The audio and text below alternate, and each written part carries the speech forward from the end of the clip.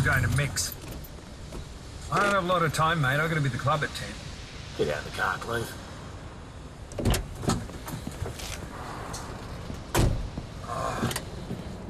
Oh, come on, mate. Mick knows I'm good for it. Christ, I reckon I put both of his boys through Cranbook. None of us feel good about this, Cleve. Not Mick, not me.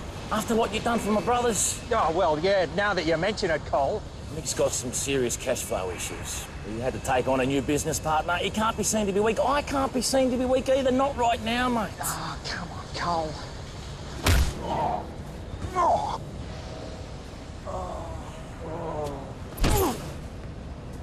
Oh. Oh. Strict terms of trade now, Cleve. 14 days.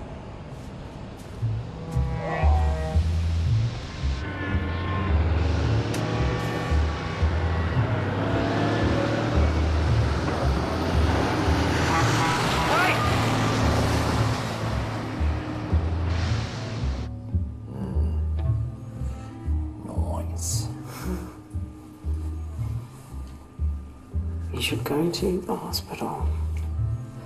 You'll do.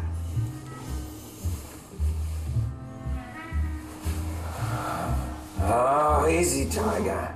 Oh, fuck. So we get to this bar in Bellathena, I think it was, and there's this guy. Blindfold guy. Uh-huh. And he could play 20 games of chess at once. Well, it's some sort of Spanish Rain Man. I swear. I'd be wanting to see the thread count on that blindfold, by the way. So his girlfriend told him the moves. He couldn't see a thing, but he remembered every single square on every board. He just strolled around the tables, drinking Pernod and playing chess. Who won? The guy in the blindfold. Oh, there's a my surprise. dad gave him a run for his money. Oh. What is she sitting out there timing us? Ah. This economic climate's turning every decent vendor in this town into a reptile. First my bookie, now my brothel keeper. 12,000 years I've been coming to this place. Think I would have accrued some frequent fuck-up points by now.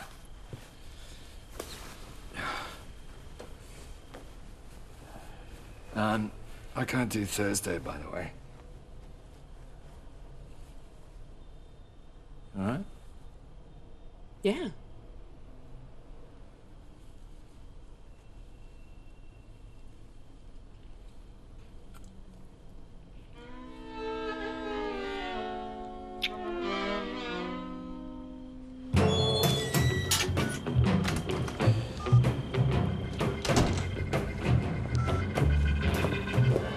Close. Joe. Jesus, what happened to you? Cupboard door. I hide. All right. Want to mix doors?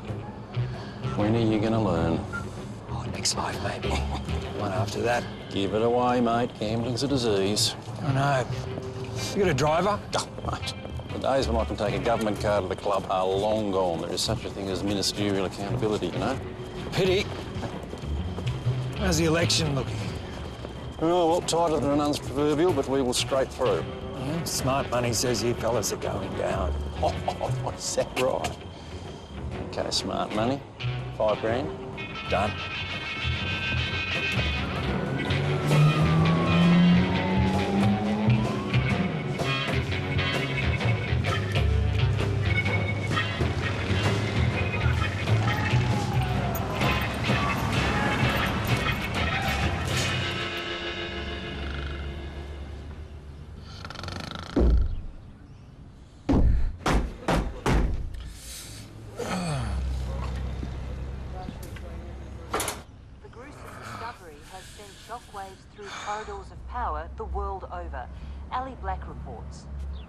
To this disused warehouse in Sydney's inner west that police allege Professor Murray lured his victim, West Australian solicitor Sebastian Carey, after first making contact with him in an internet chat room.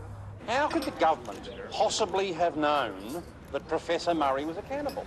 He's been a key economic advisor to the past 2 federal governments, 2 Wall Street banks, 3 major European hedge funds.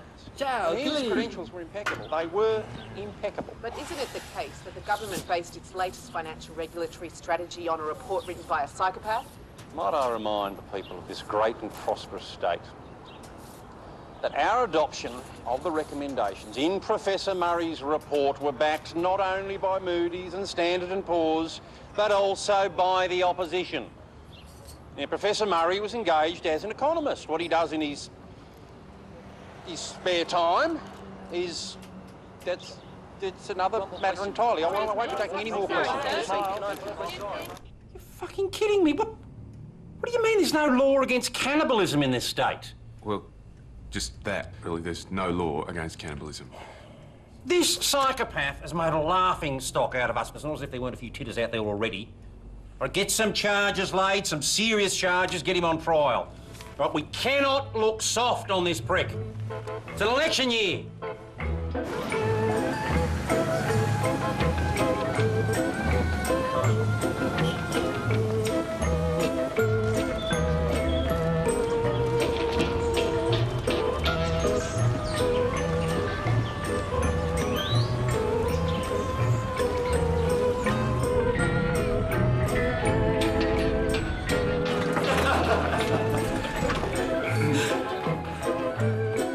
Colleen, how are we?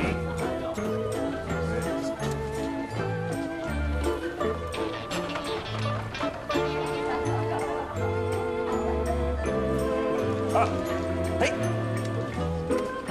Morning. Cole. Colissima.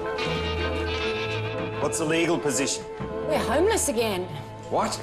Mr. Barraclough's coming back earlier than anticipated. How much earlier? Quite a bit earlier, I'm afraid. Mrs. Barraclough's broken her leg. Willie, it's only been gone 2 weeks. Told me he could have the place for 4 months. What sort of sabbatical do you call that? It was day 1 on the slopes, apparently. Something about her being pieced or off-pieced. Well, they've got surgeons in France, don't they? They've got hospitals, a très bon healthcare system, I'm led to understand. Nevertheless, Pour le sake de you want fuck. me to start calling around? Yeah. Find another room. Yeah, You got the mention at 10. yeah. Yes, Mr. Potter. Your Honour, we'd ask that the subpoena be answered or the respondent held in contempt. It simply beggars belief that the only files apparently lost by the respondent are those being sought by the Taxation Office. Mr. Green. I couldn't agree more with my friend, Your Honour. It is indeed an extraordinary coincidence. But the truth is, I am simply a victim of the weather. Owing to a torrential storm that was raging over the eastern suburbs of Sydney that day, the removalist I'd engaged attempted to rush through what should have been a painstaking task. A number of my boxes suffered water damage. Relevant diaries and files relating to my financial affairs were lost, as well as cherished personal items. I'm assured that affidavits from the removalists are forthcoming, and so I would ask Your Honour for an adjournment. Mr. Potter. Our submission respectfully stands, Your Honour. The Tax Office has been more than patient with Mr. Green. We'll hold it over until the 26th. May it please the court. Thank you, Your Honour.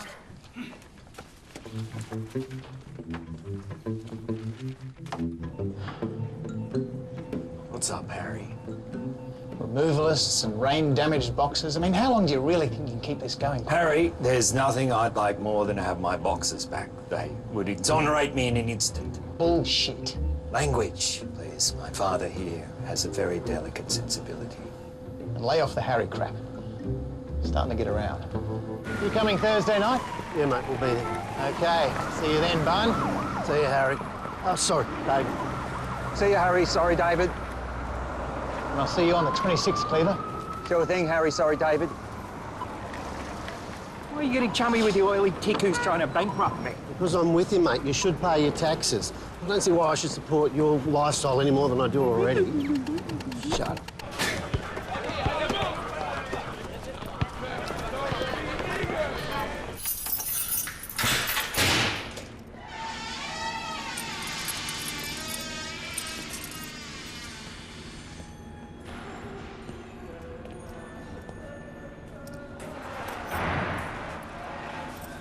And in your internet post, you were clear about your intentions? This is a text of the message, Don. Is there anyone out there who would like to be eaten? On the second page, you'll find a deceased response. I want to be eaten. Right. So you still deny the murder charge, Professor Murray? Of course. I'm not a murderer. Tell us about the night in question.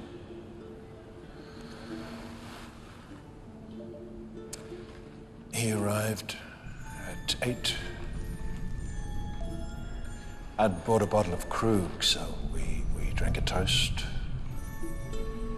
While I was busy making preparations in the kitchen, he consumed a large number of sleeping pills. A little while after that, he passed out. And moments later, he was dead. I proceeded to dismember him.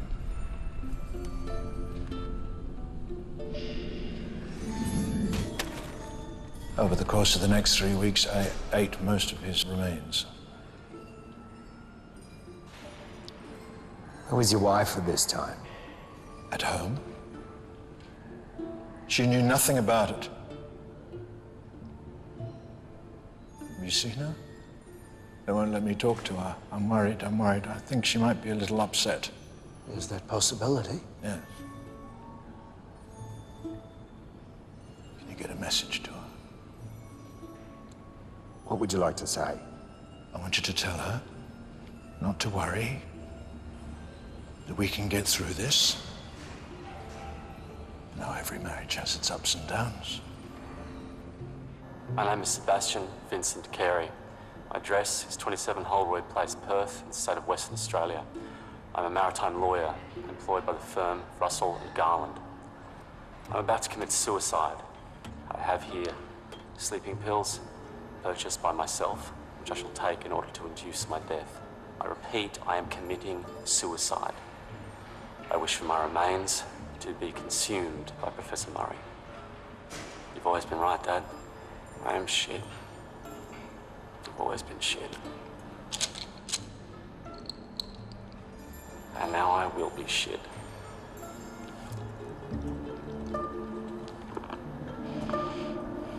Cut fucking snakes, the pair of them. That may be the case, but the evidence would suggest our client isn't a murderer, Don. Oh, he's just a cannibal. Cannibalism isn't a crime in this state. Technically, all he's done is mistreat a corpse and failed to notify police of a death. That's 2 years max. He abetted a suicide, that's 10. That's not the charge, Don. They're going with murder. Yeah, they don't want to look soft with an election coming. I reckon there's a window here. A window? You don't really think, Cleaver, they could ever possibly let that lunatic out? We'll plead insanity, and he'll be sectioning off to Bedlam before lunch on the first day. Game, set, and match. The fact that he's going to spend the rest of his days in an asylum doesn't mean that we should cop a murder plea if he didn't kill anyone. Cleaver, I know reality is a daunting topic of conversation for you, but our client ate another human being. Look, he might be as mad as a meat axe. He probably used a meat axe. But if he didn't kill the deceased, then there's a murder charge that's got to be defended. That's what we do, isn't it? I'm running late, gentlemen. We've got the wife at 3. Cleaver can handle that. And get some character witnesses if you can find any. Justice must be seen to be done, I suppose. Well, is that everything for now? Yeah, thanks, Don. Thanks, Don. Thank you, linesman. Thank you, ball boy. Always assumed that I was the linesman. Is it possible, Barnyard, that you're the linesman and I'm the ball boy?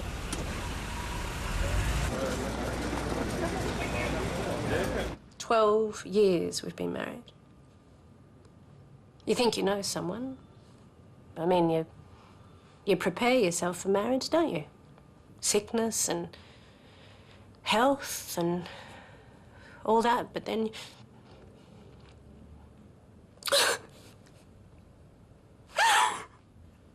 He told me it was chicken. I beg your pardon? The remains that they found in our freezer at home.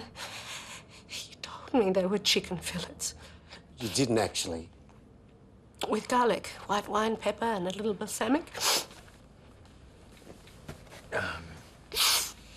Did you know anything about your husband's tendencies, Mrs. Murray? Of course not. He's been a vegetarian since he was 23. Well, from veggie to cannibal without so much as a chop in between. Was your husband ever prone to violence? No, never. Did he ever threaten you with violence? No. He was a very gentle man. I'm not sure why you're asking me these questions. Surely there can't be any legal issues here. It's important to establish that your husband wasn't given to violence. Wasn't given to violence. He hacked that poor man's body apart. Yes, but only after he was dead. We've started gathering a list of people who might speak on your husband's behalf. I'm sorry? Potential defence witnesses. Defence witnesses? We assume as he's your husband. You can't. You can't intrude on these people's lives and ask them to speak on behalf of a cannibal. They have families, reputations. Graham's insane. He's obviously never going to be released. Yes, but he's not a murderer.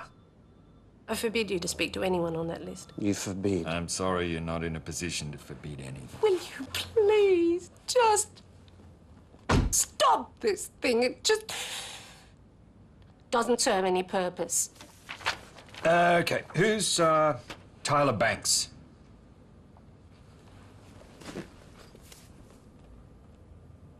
A family friend. Jeremy Brown. Another friend. Aidan Sinclair. Friend.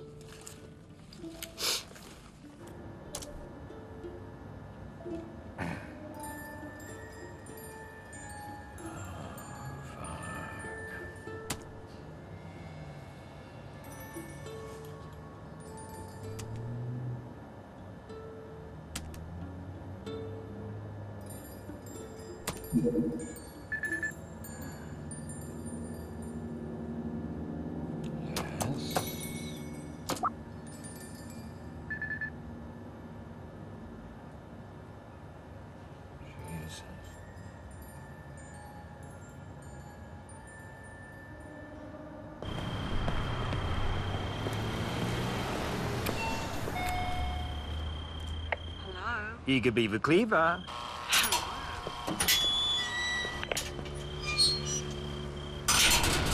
Oh, the belle of Burton Street. House tricks. End of the quarter, you know. Always a bloody nightmare. GST, some shit about payroll tax. I don't know why I ever went legit. Yeah, I wouldn't have. Missy won't be in tonight, love. She all right? She quit. What do you mean she quit? Not coming back? Well, she didn't say anything to me. She wouldn't just quit without saying something. Well, she said she wanted to make a clean break. You know, she's talking about going to uni.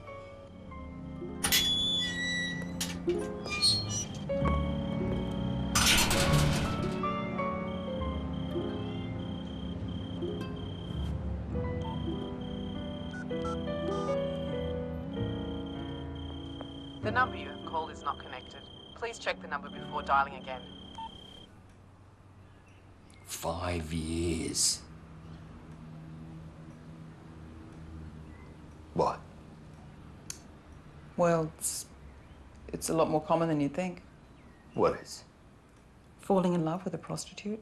That's not what this is about. Really? What's it about? It's about trust and ethics. Well, what did you expect? I mean, she was role-playing. That's what they do. Wendy, she wasn't role-playing, all right? Her feelings were genuine, believe me. Did you pay her to visit you in rehab? No, I did not. Well remembered, Doc. So, you know, I mean, if it's all about business, why was she visiting me in rehab? Maybe you thought finally you had a relationship you could control, dictate all the terms, but yet again, you transgressed the normal boundaries and allowed feelings... Well, the normal boundaries of prostitution. Well, there are boundaries to every relationship, Cleve. Business, marriage, whatever. Most people are aware of them. Tell me, what do you miss most about her? Sex, of course. Okay. What can I say? It was great sex. It was so good. But that's not what you miss the most, is it? What are you talking about? It was every man's dream. It was uncomplicated. It was hot. But what do you miss the most? The backgammon. Have you tried to make contact with her? Change the number. Moved house. It's disappeared off the face of the earth. It's like being in a bloody Polanski movie. There's this guy I know who works for a credit agency. I got him off a couple of stalking charges a while back. He's looking into records for me, but after that... Mum? In here, darling. Hello, mate. Hey, Dad. Scoring another freebie? Yes. She walks in beauty like the night of cloudless climes and starry skies. And all that's best of dark and bright meets in her aspect and her eyes, thus mellowed to that tender light which heaven to gaudy day denies. Bugger me, he was good. Yeah, but what use is it? What do you mean, what use is it? It's poetry, you knucklehead. Has only one use, and that's for pulling chicks. Trust me, mate, you inhale a bit of Byron now. A few years' time, the dividends will speak for themselves, boy.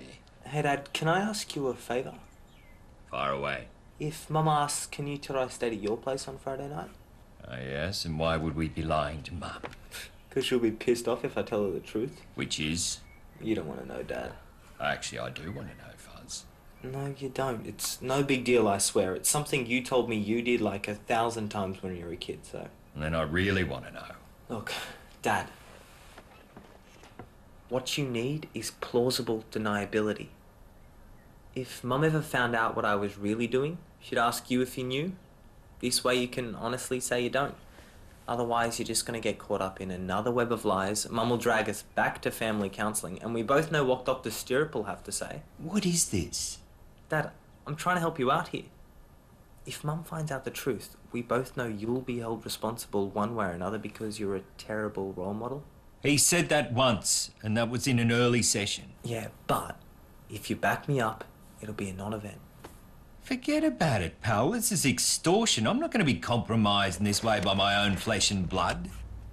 Remember what happened when she busted me smoking? Last Friday? Oh, yeah, had a great night. What'd you do? Oh, I just stayed in, had some Thai. He brought around a couple of hilariously unwatchable DVDs. Why do you ask? No reason. Oh, listen, I got another love letter from the school yesterday. Ah, okay. You're 11 grand down on last year, Cleve. I can't keep doing it by myself. No. Right. No, look, I'm good for it. My cannibal should cover that. What? How could you possibly turn that into a money spinner? He ate someone. You'd be surprised. It's a hopeless case. They're the only ones worth fighting for, darling. Oh, wish Barney a happy birthday for me. Shit. Barney's birthday. Yes. Good point. I want an elephant one. Okay. But you do realise that last week you wanted giraffes, so I went out and I spent $1 billion on giraffe band-aids. Oh, what do you know? The last elephant in the pack. Come on, let's see the damage. She didn't really say that. I'm afraid she did. And it's official. We do taste just like chicken. Oh. And what have we got here, Scarlett? Oh, no, look, I'm enjoying it. It's just Joe! man, the power! Sorry. Traffic. Everything else. Cleve, how are you, mate? Yes, very good. Hello, Sal. Happy birthday, mate. Oh, don't apologise to me. So what body part was it she ate? Oh, well. Sammy, please, Sammy, please. I've been up to my neck in this psycho all day. Yeah, but what would be the point, Cleve? Point of what, Sal? Well, you said you were pushing to pursue this to trial. So what would the point be? The time and the money wasted on an exercise which is going to make absolutely no difference to your client's future. Well, to be brutally Francis with you, I don't give a shit about my client's future. What I do give a shit about, believe it or not, is the law. Since when?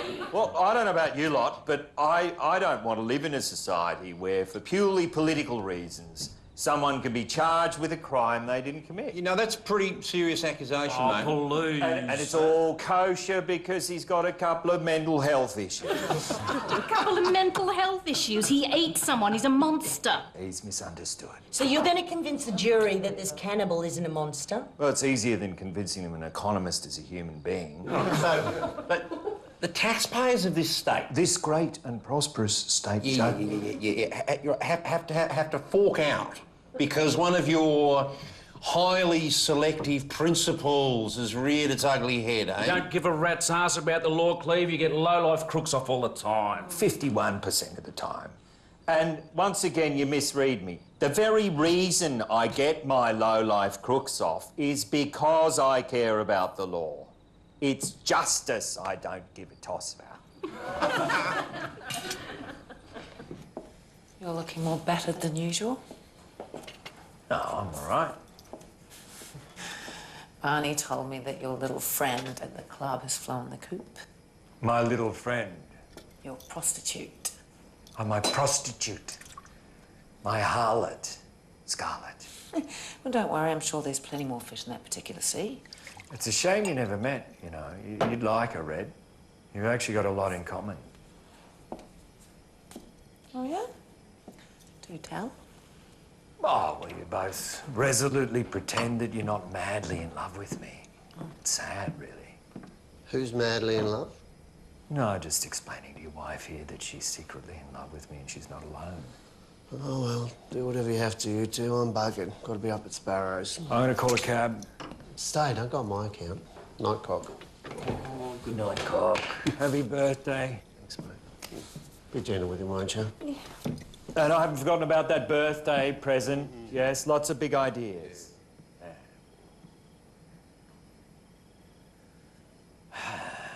Now, where were we? Ah, yes, you banging on about this threesome with me and my harlot. Look, Red, it's going to be tricky. Yeah.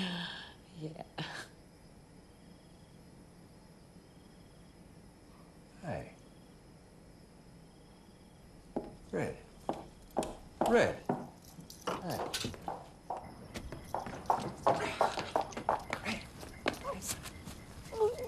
He's such a good man. He's such a fucking good man. But I can't do this anymore. You can't do what? This marriage. Fuck. Kidding me? What do you mean? Have you spoken to him about it? No, of course not. Of course I fucking haven't, Cleve. I'm a woman. I internalise everything until I explode. Well, listen. Come on. Whatever it is, you're gonna work it out, all right? And you're gonna speak to him about it. You've got to give him a chance to atone for whatever it is he needs to atone for. He doesn't have anything he needs to atone for, right?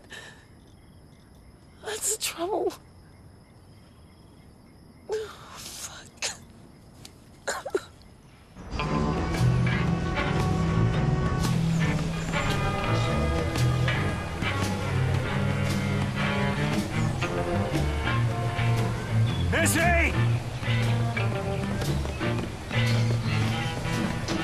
Missy! Missy! So? So? What the fuck? You just vanished without so much as a adios. I'm going to law school. Law school? I guess I should be flattered. It's nothing to do with you. My father was a lawyer. So your father was a diplomat. He was a lawyer first. Given what we had, A business relationship. that's not how I would choose to categorise it. The use of a credit card is usually evidence of a commercial transaction, is it not? What about all the times you came around to my place? You still paid. All right, what about when you visited me in rehab? Oh, Jesus, Cleve, what's your point? My point is, it wasn't just a business relationship, and you know that's my point, so stop being whatever it is that you're being. I'm being me. You're not. I know you. No, you don't. I was who you wanted me to be. Some guys want me to be the nurse, some guys want me to be a schoolgirl, a dominatrix, whatever. You wanted me to be your friend. And so I was. That was the gig. That is horse shit. You can choose to believe whatever you like. I'm not choosing to believe anything. It's an objective fact. What is? You and me. Us. This. Our connection is real and palpable. And you can't just write it off as a part of some exit strategy. I'm happy when I'm with you. I guess that's why I got the big bucks. If we happen to bump into each other in the future, I trust I can rely on your discretion. My discretion. Of course. Thank you. Adios.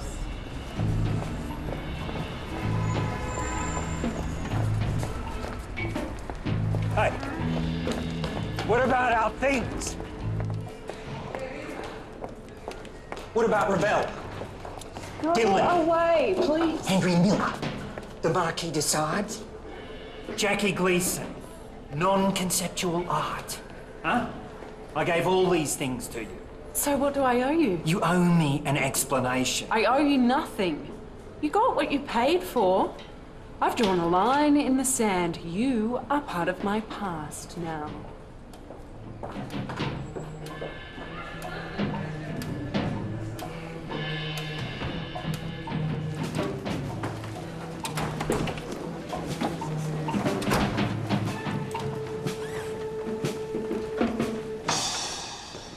Ladies and gentlemen, my name is Cleaver Green of Council, and I've been asked to step in today for your usual lecturer, who's temporarily indisposed. Now, who can tell me where you're all up to? That girl there. Yeah? Blondie? You? No? Yeah? We've been discussing the Trade Practices Act. Ah. Misleading and deceptive conduct. I know it only too well. Section 51(1) was designed to protect the unsuspecting from the unscrupulous. If, in the course of a professional transaction, the party whose services you've engaged makes certain warranties, are you not, as the purchaser, entitled to rely upon those warranties? Okay, let's look at this from a whole other angle. How many here today are fans of Ravel? Huh? Don't you just love him? What about Piano Concerto in D? No? What about the easy listening classics? Everybody loves a bolero. Come on.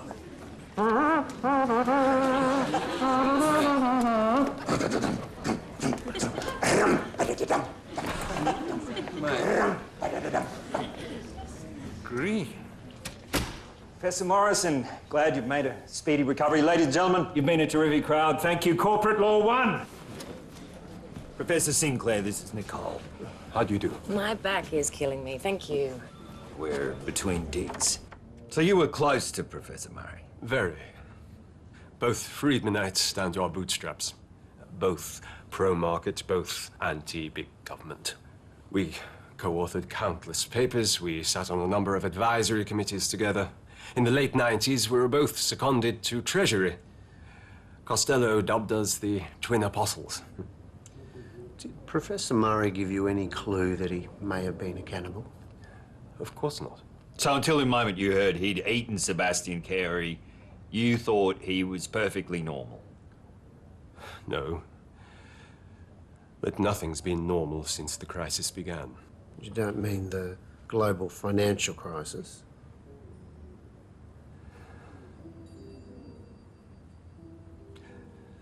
I am married, and my wife is an invalid and very dependent on me. But minutes before the Lehman Brothers collapse was announced, Professor Murray's wife and I finally consummated what had been a long-standing, but up until then, purely emotional affair. The very same day, Mr. Green, almost down to the second, I slept with my best friend's wife and betrayed my own. And almost instantly, the world as I knew it ceased to exist.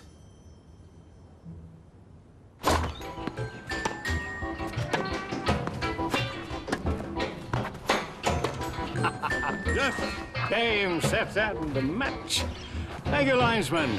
Thank you, ball boy.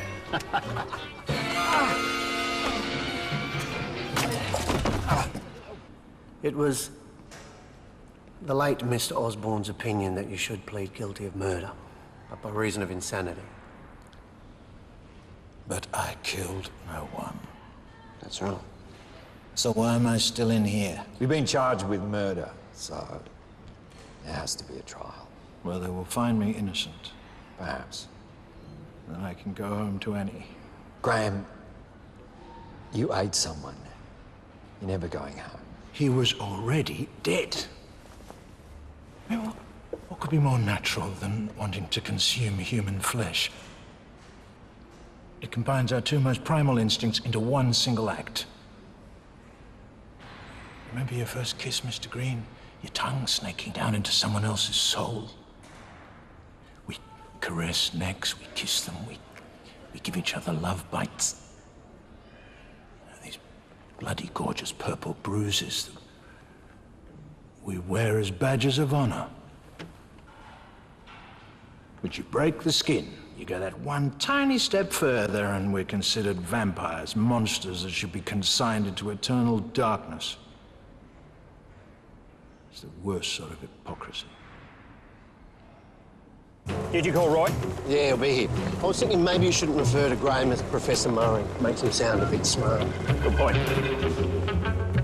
We shall prove, beyond reasonable doubt, that the defendant preyed on the frailties of a mentally ill person in an effort to induce his death, and then eat him.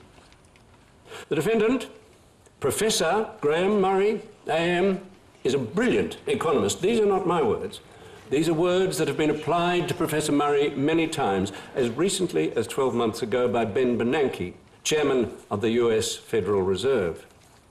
He was, for a time, head of economic policy for the OECD.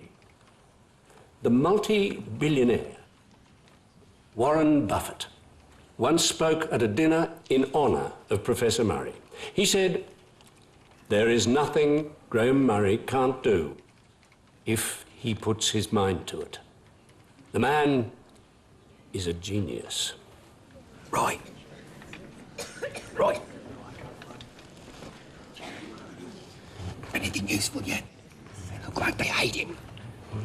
They're not saying that they hate him, they're saying they're scared shitless of him.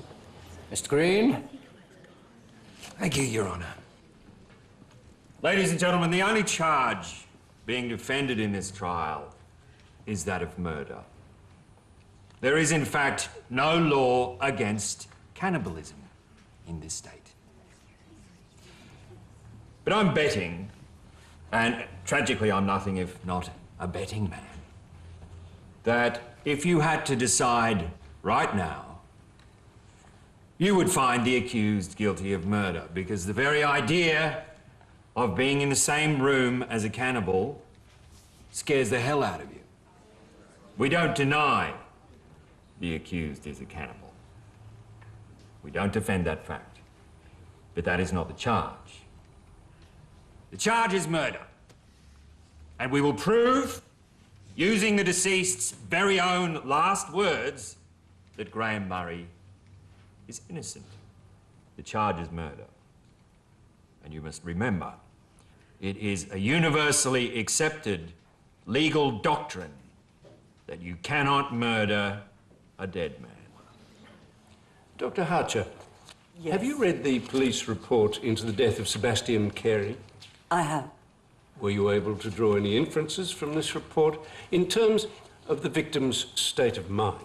Objection. Oh, pardon me, Your Honour. The deceased's state of mind. I have. Whilst most of us make the transition from adolescent to adult with varying degrees of success, there are some amongst us whose egos are so badly traumatized by the process that they lose any sense of self.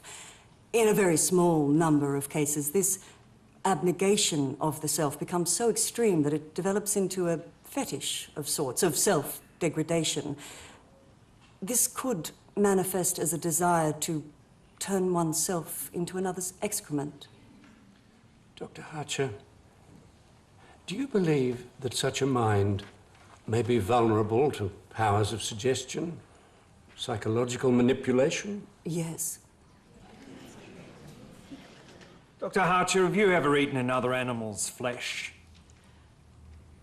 Yes. Having cooked that flesh yourself? Yes. Seasoned it? Your Honour. I'm happy to move on, Your Honour. I have here a raft of sworn statements by colleagues of the deceased, senior West Australian lawyers, which mustn't be held against them, Your Honour. Have you had an opportunity to read these statements, Dr. Harcher? I have. He worked on average 15.4 hours a day, usually 6 days a week. None of these statements even hints at self-abnegation. The common threads are quiet, kept to himself, professional, dependable, dull. This is not inconsistent with our research, Mr. Green. Oh? As I have repeatedly stated, people such as the deceased can be fully functional professionally. Now, Dr. Harcher, I need you to be absolutely clear about this. Are you saying that it is entirely possible that the deceased presented himself to his West Australian colleagues as rational and functioning? Yes. They would have had no idea or suspicion as to his mental capacity? Or if they did, I presume he couldn't function as a lawyer. I wouldn't be so sure about that. It follows, therefore, that the deceased could have presented himself to my client as rational and functioning on the night they met in the warehouse. But for the fact the deceased was going there to be eaten, I should have thought that would present a bit of a clue. She ran right over you. I made my points. She ran right over you. Dr. Harcher was much more impressive than anticipated. Where's Annie? Why isn't she here? Huh? Where's Aiden? Dunno, Graham. I need her here. Where is she?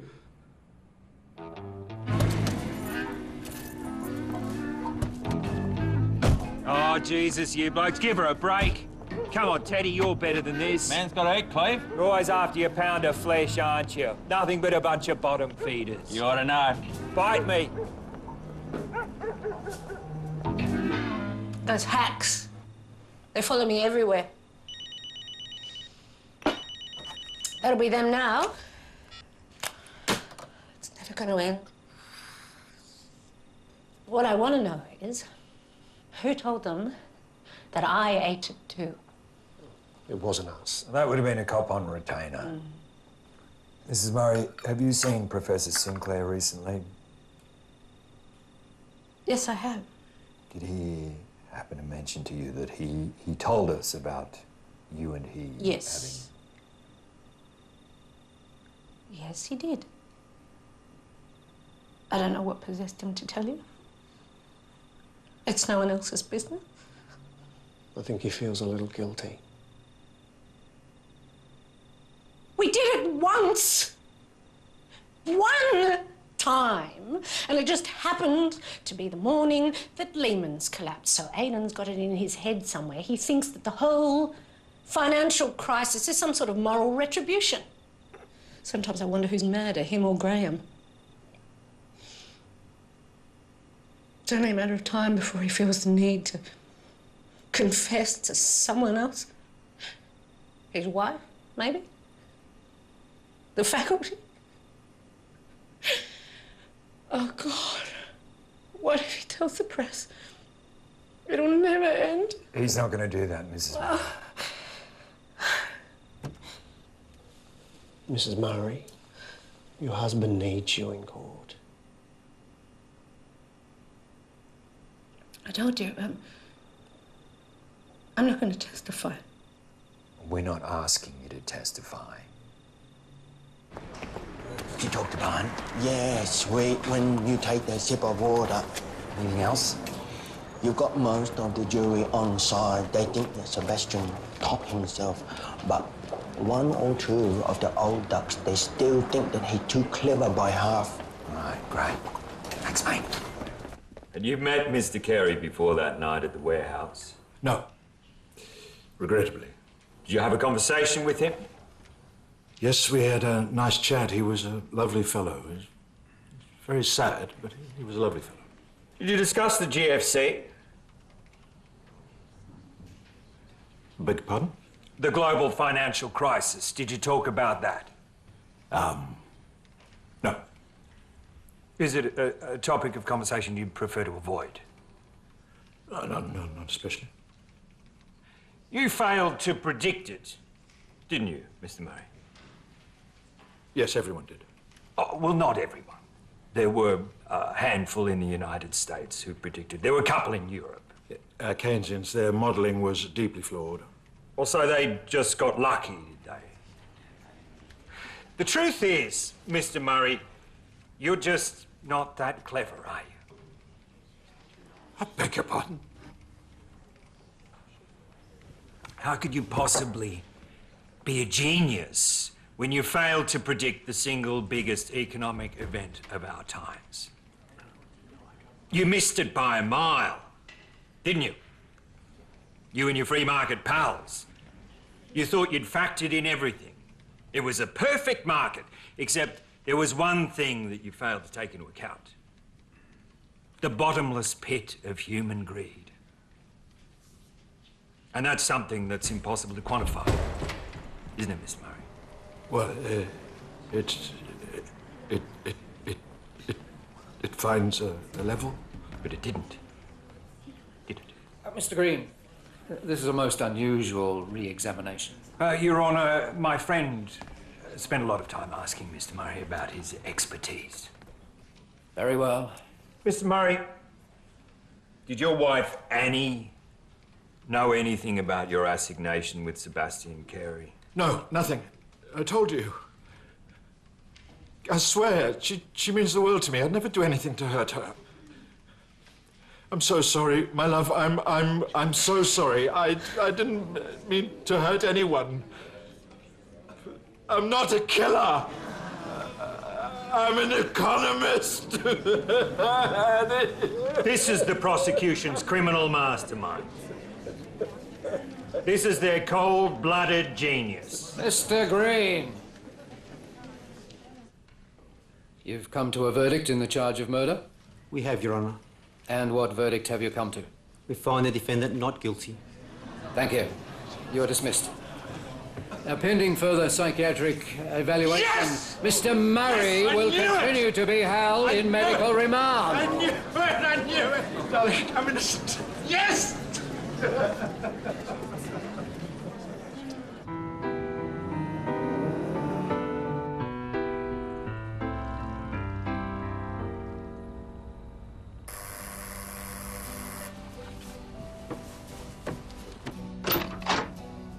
Hey. Hey. You good? Yes, I'm great. You? I hear you won your cannibal case. In a manner of speaking, yeah. Oh, do you ever shop? What? What do you mean, what? I mean, what? Why the monk face? Well, I thought lines had been drawn and the sands of time parted.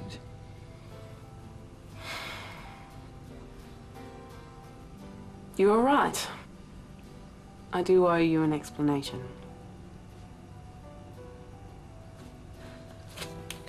I had a charmed life as a little girl, Cleve.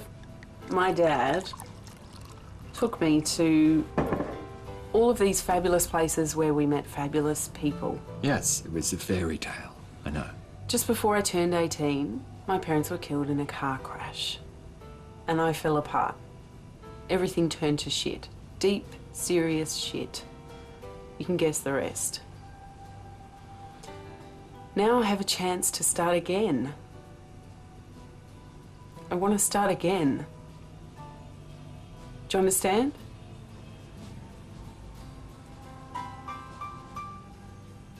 So, I was wondering if you could explain this to me. It's all Greek to me. Latin, actually. My name's Melissa Partridge, by the way. Cleaver Green. How do you do?